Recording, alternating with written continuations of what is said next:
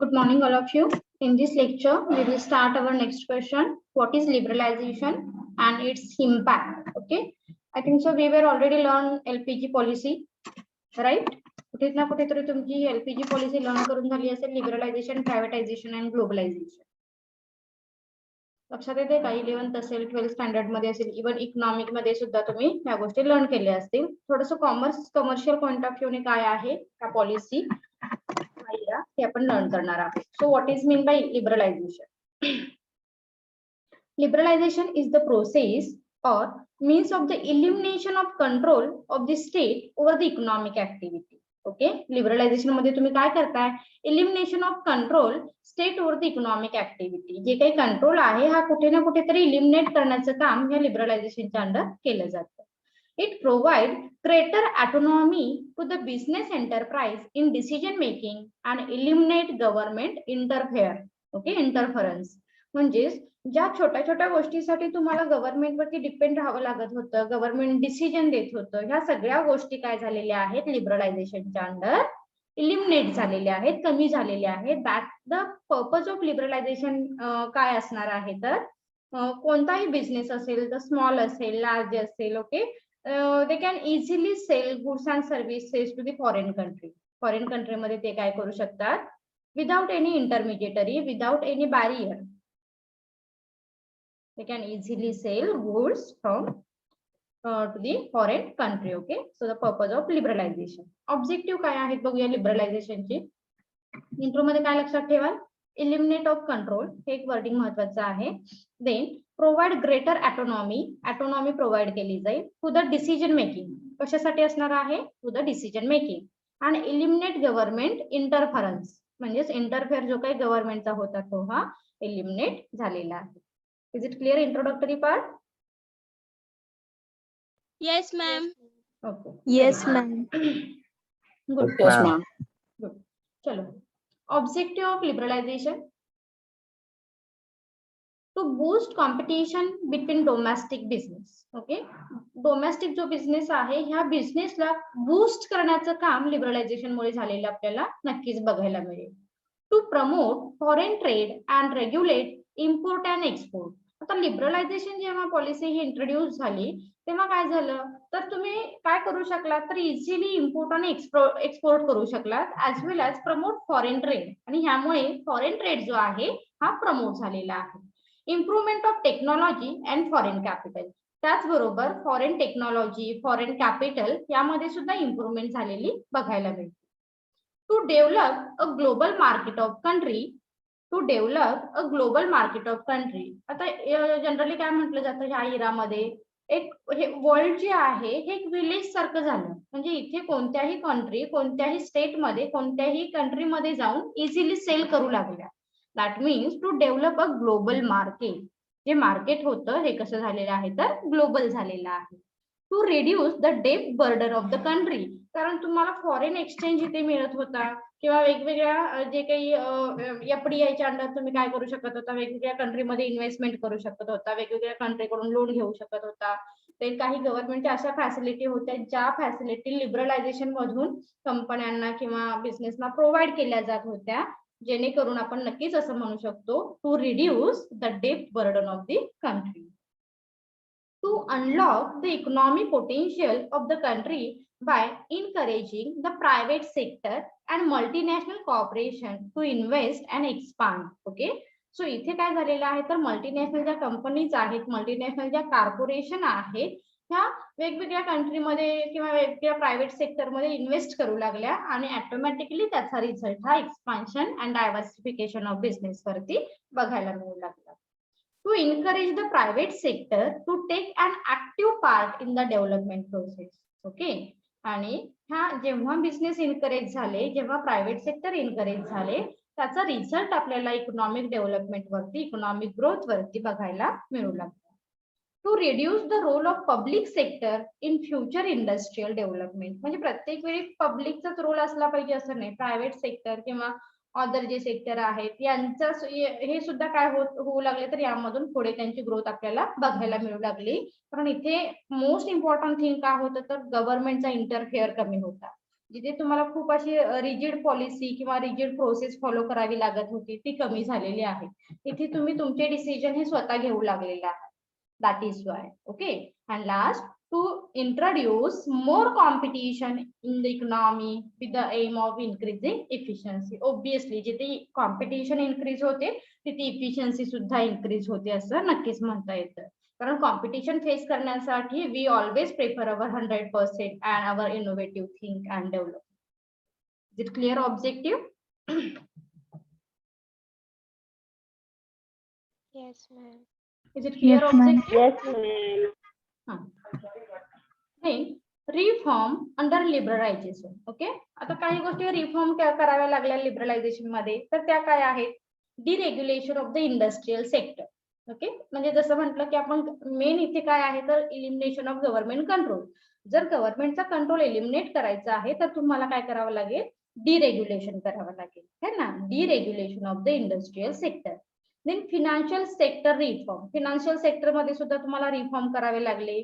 Tax reformation करावे लागले, टॅक्सचे rate change करावे लागले, फॉरेन एक्सचेंज रिफॉर्म करावे लागले, trade and investment policy reform कराव्या लागल्या, एक्सटर्नल सेक्टर रिफॉर्म करावे लागले, foreign exchange reform and foreign trade policy reform. ह्या सगळ्या गोष्टी तुम्हाला ह्या लिबरलायझेशनच्या अंडर रिफॉर्म म्हणजेच काय कराव्या लागलेल्या आहेत तर चेंज ह्या कराव्या लागलेल्या आहेत. आता हे या टाइप मध्ये तुम्हाला ऑब्जेक्टिव्ह विचारू शकतात की लिबरलायझेशनच्या अंडर कोणत्या गोष्टी रिफॉर्म कराव्या लागलेल्या आहेत. तर यामध्ये काही 3 पॉईंट असतील आणि एक हा अननोन असणार आहे, त्यामुळे हे पॉईंट तुमच्या लक्षात राहायला हवेत. ओके, सो काय आहे? Deregulation industrial sector, financial sector reform, tax reform, foreign exchange, trade and investment, external sector, foreign exchange and foreign trade policy.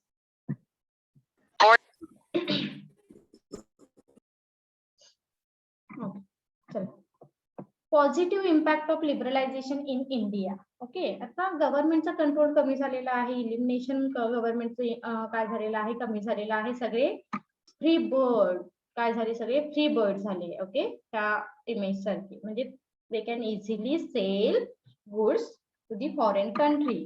म्हणजे कुठेही त्यांना इव्हन जे काही रिसोर्सेस आहेत हे सुद्धा ते फॉरेन मधून काय करू लागले? फ्लो करू लागले. सो फर्स्ट पॉइंट काय आहे? Positive free flow of capital. So liberalization has enhanced the flow of capital by the making it affordable for businesses to reach the capital from investors and take the profitability of the project. Mic कोणाचा on आहे बघा जरा. Switch off your mic. Okay, free flow of capital म्हणजेच कोणताही business आपला capital easily काय करू शकला? इथे इन्हान्स करू शकला, कॅपिटल अफोर्ड करू शकला. कारण इथे आपण काय करतो? कोणाच्या कॉन्टॅक्ट मध्ये जास्त आहोत? इथे आपण फॉरेन ट्रेडच्या कॉन्टॅक्ट मध्ये जास्त आहोत, किंवा आपण फॉरेनला जेव्हा फॉरेन मध्ये जाऊन जेव्हा इन्व्हेस्टमेंट करतो, फॉरेन मध्ये जाऊन जेव्हा आपण गुड सेल करतो, नक्कीच आपल्याला फॉरेन रिटर्न हा जास्त मिळणार आहे. Okay, next point is diversity for investor. The investor will be benefited by investing a portion of their business into diversifying asset classes. Okay, आता इथे तुम्हाला पोर्टफोलिओ इन्व्हेस्टमेंट एक बघायला मिळेल, म्हणजे जिथे वेगवेगळ्या लेवल आहेत त्या वेगवेगळ्या लेवल वरती तुम्ही काय करू शकता तर इन्व्हेस्टमेंट ही करू शकता. हे काय फारसं डिटेल नाही आपल्या सिलेबसला. इन कॉमर्स इकॉनॉमिक्स मध्ये तुम्हाला नक्कीच लर्न करायला मिळेल. मग एफडीआय काय आहे, एफआय काय आहे. ओके, म्हणजे यामध्ये वेगवेगळे पोर्टफोलिओ तुम्हाला ऑप्शन दिले जातात आणि ह्या वेगवेगळ्या ऑप्शन मध्ये तुम्ही काय करू शकता तर इन्व्हेस्टमेंट ही करू शकता. That means diversity for investor. Next, impact on agriculture. आणखी या पॉईंटची रिलेटेड आपण सेकंड पॉईंटची असंही म्हणू शकतो की इथे इन्व्हेस्टर फक्त इंडियाचा असेल असं नाही, फॉरेनचे इन्व्हेस्टर सुद्धा तुमच्या कंपनीमध्ये इन्व्हेस्ट करू शकतात. एखादा इंडियाचा इन्व्हेस्टर सुद्धा फॉरेन कंपनीमध्ये इन्व्हेस्ट हा करू शकतो. सो अशा पद्धतीने सुद्धा डायव्हर्सिटी इन्व्हेस्टर मध्ये बघायला मिळेल. Next point is impact on agriculture. In this area the cropping design have experienced a huge change, but the impact of liberalization cannot be accurately measured. म्हणजे बऱ्याचशा छान म्हणजे काय म्हणतो आपण पॉझिटिव्ह जे काही इम्पॅक्ट आहे ते ऍग्रीकल्चरल सेक्टरवरती सुद्धा बघायला मिळाले, पण ते कांट मेजर ॲक्युरेटली. ते मात्र आपल्याला ॲक्युरेटली मेजर नाही करता आले. Because government restriction and intervention can be see from production and distribution of the crop. Okay. पण ह्यामध्ये मात्र कुठे ना कुठेतरी गव्हर्नमेंटचं रिस्ट्रिक्शन होतं, त्यामुळे ते ऍक्च्युअली मेजर नाही करता आल्या, असं मात्र इथे सांगायचं आहे. पण जेव्हा आपण पॉझिटिव्ह इम्पॅक्टचा विचार करतो तेव्हा असं सांगता येईल की इथे ऍग्रीकल्चरल सेक्टरवरती सुद्धा लिबरलायझेशनचा एक छान एक पॉझिटिव्ह इम्पॅक्ट झालेला बघायला मिळतो. Is it clear 3 point? Yes, ma'am. Is it clear? Yes, ma'am. Yes, ma'am.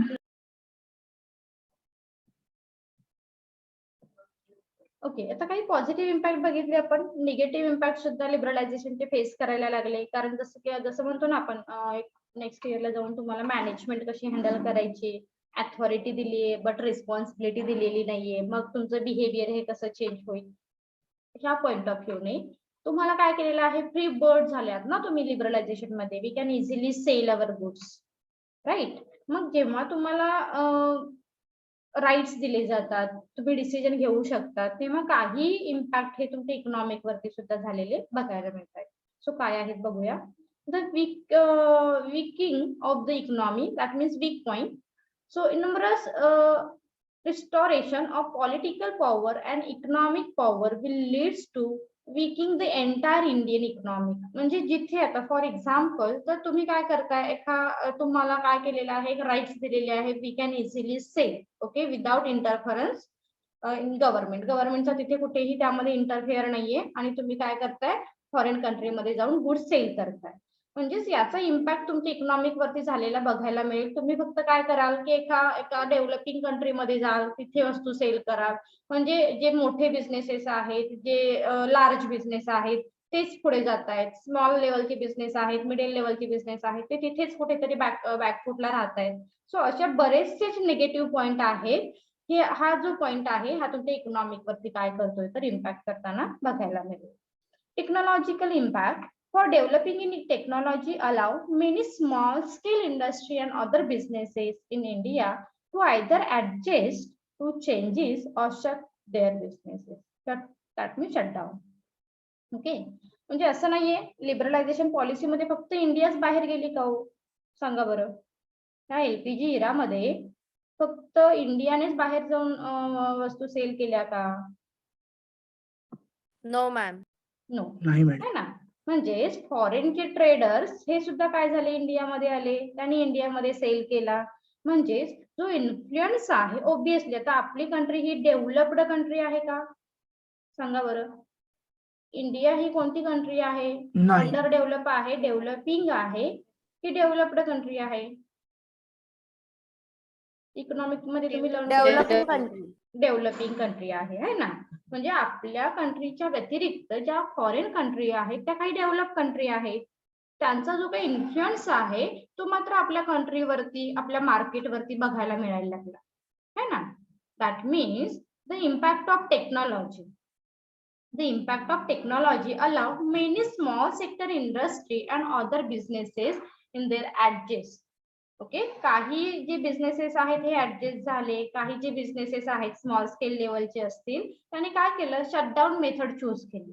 म्हणजे बऱ्याच वेळी एखादी कॉम्पिटिशन जेव्हा आपल्याला फेस करायला नाही जमत आहे तेव्हा बिझनेसेस काय करतात, क्लोजर ऑप्शन चूज करतात, शटडाऊन ऑप्शन चूज करतात, बिकॉज ऑफ लिबरलायझेशनमुळे. कारण इथे फॉरेनचे ट्रेडर्स, फॉरेनचे बिझनेसेस जास्त आल्यामुळे, टेक्नॉलॉजीचा जास्त इम्पॅक्ट झाल्यामुळे, कारण तीच टेक्नॉलॉजी स्मॉल स्केल इंडस्ट्रीजना परचेस करायला नाही जमली किंवा त्या ज्या गोष्टी होत्या त्या अडॉप्ट करायला नाही पॉसिबल झाल्या. That is why. And last point आहे merger and acquisition. Okay. Next point आहे मर्जर अँड ऍक्विजिशन.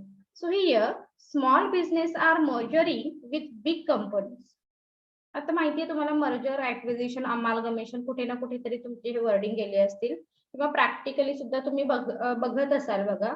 म्हणजे हिरो होंडा ह्या ज्या आधी वेगवेगळ्या कंपन्या होत्या त्या आधी एकत्र होत्या, त्या वेगवेगळ्या झालेल्या आहेत.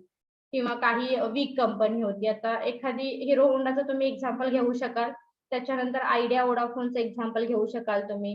ह्या कंपन्यांनी काय केलेले आहेत, मर्जरचे ऑप्शन चूज केलेले आहेत. ओके, मर्जर असेल, अमालगमेशन असेल किंवा दोन वेगवेगळ्या वीक कंपनी एकत्र येऊन एखादी स्ट्रॉंग कंपनी तयार होते.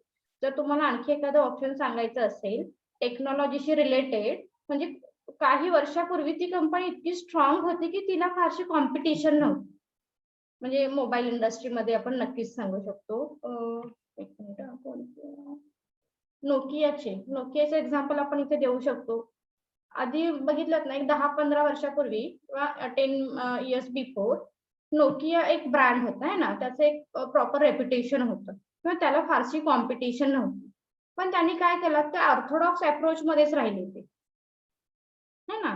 म्हणजे त्यांनी टेक्नॉलॉजी अडॉप्ट केली का, त्याच्याबरोबर ज्या वेगवेगळ्या कंपनी मार्केटमध्ये आल्या त्यांनी मात्र काय केले, वेगवेगळे टेक्नॉलॉजी काय केल्या, यूज केल्या आणि त्या पुढे गेल्या. आणि जो मोस्ट इम्पॉर्टंट ब्रँड होता कस्टमरसाठी नोकिया, त्याला फारशी कॉम्पिटिशन नव्हती, तो मात्र त्यांनी काय केला, शेवटी क्लोजर ऑप्शन हा चूज केला, है ना. मग त्यांनी वेगवेगळे ऑप्शन पॅकेज चूज केले. मर्जर ऍक्विजिशन मध्ये तुम्ही असं म्हणू शकता, हिरो होंडाचं एक्झाम्पल घेऊ शकता किंवा आयडिया वोडाफोनचं एक्झाम्पल, आयडियाचं एक्झाम्पल घेऊ शकता, वोडाफोनचं एक्झाम्पल घेऊ शकता. म्हणजे जेव्हा हे तर लिबरलायझेशन असं नाही सांगत आहे मी डिरेक्टली, फक्त की कंपनी मर्जर आणि ऍक्विजिशन कधी करते, they can't face actual competition that time. Okay, so here small business are merging with the big company. एखादी स्मॉल कंपनी आहे ती बिग कंपनी मध्ये मर्ज होते. Therefore, small company employees may need to enhance their skill and technology advances. आणि मग या small कंपनीचे जे काही एम्प्लॉईज आहेत ते काय करतात, त्यांचे स्किल, त्यांची technology with the help of big company enhance करते. So this enhancing of skill and the time it might taken may lead to non-productivity and can be burden to the company's capital. आणि नक्कीच याचा कुठेतरी एक impact, badly impact companies वरती बघायला मिळू शकतो. Is it clear? Liberalisation. Yes, ma'am.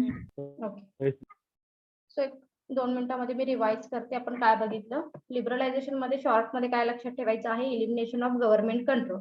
Okay, provide greater autonomy to the business for a decision making.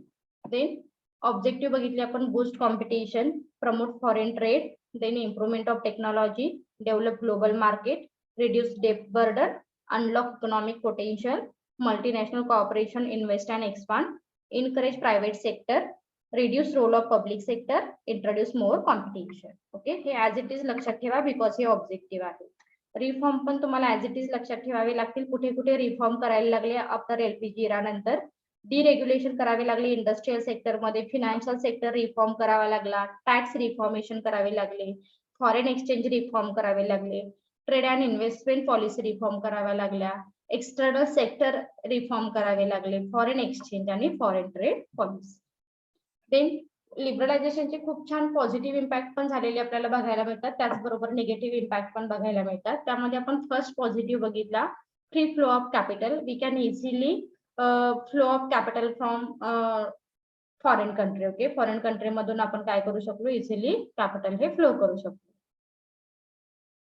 Diversify investor, इथे तुम्हाला एक पोर्टफोलिओ ऑप्शन अवेलेबल करून दिला जातो, that as the result diversify for the investor. म्हणजे आपण आपल्याला ऍज पर पॉसिबिलिटी, म्हणजे जिथे मला शक्य आहे, जिथे रिस्कची लेवल चेक करून काय केली जाते, तर इन्व्हेस्टमेंट प्रेफर केली जाते. इम्पॅक्ट ऑन ऍग्रिकल्चरल, लिबरलायझेशनचा एक छान इम्पॅक्ट ऍग्रिकल्चरल वरती झालेला सुद्धा बघायला मिळतो, but we can't measure accurately, कारण यामध्ये कुठेतरी गव्हर्नमेंटचं इंटरव्हेन्शन आपल्याला बघायला मिळतं क्रॉप वरती, that is Y. Negative impact बघितले आपण, वीक पॉईंट इकॉनॉमिक वरती आहे, कारण इथे थोडासा इंटरफेअर जरी इकॉनॉमिक वरती आपल्याला गव्हर्नमेंटचा बघायला मिळेल.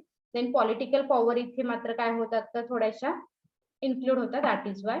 टेक्नॉलॉजिकल इम्पॅक्ट, जे छोटे किंवा स्मॉल स्केल बिझनेसेस होते त्यांनी इकॉनॉमिक टेक्नॉलॉजीचा इम्पॅक्ट त्यांच्यावरती जास्त बघायला मिळाला, कारण they can't face competition properly because of technology, right? आणि मर्जर अँड ऍक्विजिशन, ज्या बिग कंपनी होत्या त्यामध्ये स्मॉल कंपनी काय झाल्या, तर मर्ज झाल्या आणि त्या स्मॉल कंपनींना मात्र त्याचे डिसएडव्हान्टेजेस बघायला मिळतात. Is it clear? Liberalisation clear झाला का? Yes, ma'am. थँक्यू.